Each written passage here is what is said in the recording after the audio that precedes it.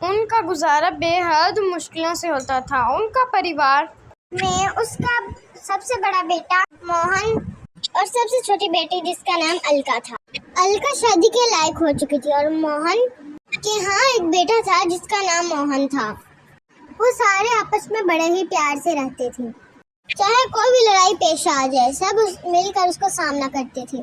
मोहन ने किसी कारण एक साहूकार से कर्जा ले लिया था और अब उसको यही परेशानी रहती कि अब कर्जा कैसे उठाऊं। अगले ही दिन वो खाना खा रहे थे, तब साहूकार के कुछ आदमी आते हैं और वो कहते हैं, साहूकार का हुक्म है, कल तक तुम्हारे पैसे लौट जाने चाहिए, वरना तुम्हारा घर हम रख लेंगे।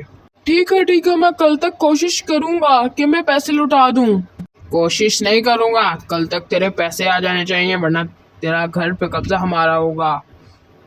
इतना कहकर वो दोनों वहाँ से चले जाते हैं और उसकी मम्मा कहने लगती है, बेटा हम इतना कर्जा कैसे लुटाएंगे। माँ आप फिक्र मत करो, आपका बेटा है ना। हाँ माँ, आपको फिक्र करने की कोई जरूरत नहीं है, मेरे पति और मैं हूँ ना। लेकिन तुम दोनों ये सब कैसे करोगे? मेरी दवाई के खर्चे, मुन्ने के स्कूल के फीस और तुम्हारी बहन की तो शादी भी करनी है।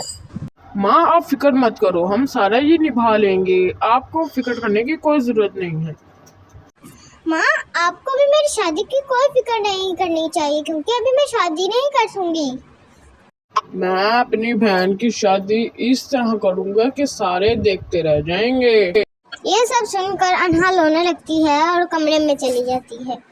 लाला राम आता है और वो कहता है, मैंने आपसे एक बात करनी थी कि मुझे अगले हफ्ते ही अपने बेटवा की शादी करनी है, क्योंकि फिर वो बाहरले मुल्क चला जाएगा और 5-6 साल बाद आएगा। मैं कह रहा हूँ कि अगले हफ्ते ही करो, वरना ये रिश्ता तोड़ दो।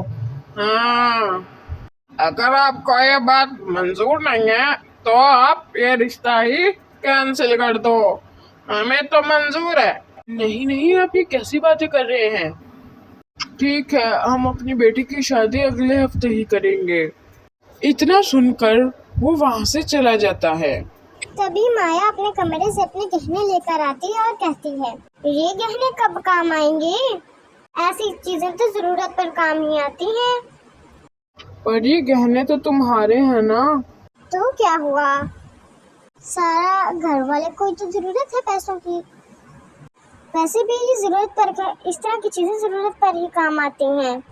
ये सब उसकी बेटी सुन रही होती है। तभी वो आती है और कहती है, आप मेरी शादी इस खानदान में मत करवाएं।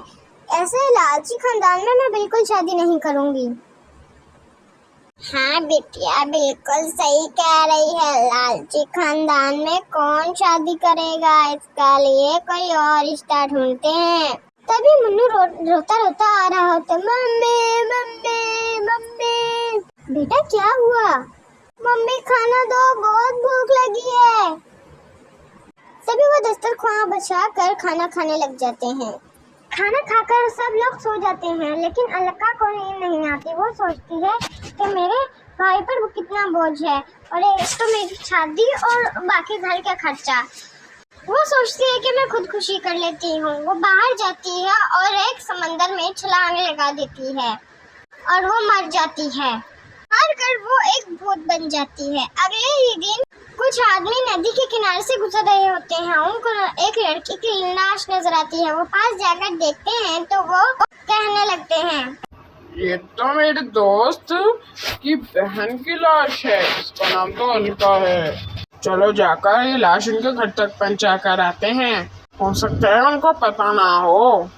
वो सारे मिलकर उस लाश को उनके घर तक ले जाने लगते हैं। जब उसके दादू और उसका भाई देखता है तो वो सारे रोने लग जाते हैं। हाय मेरी अलका को कोई वापस ले आए।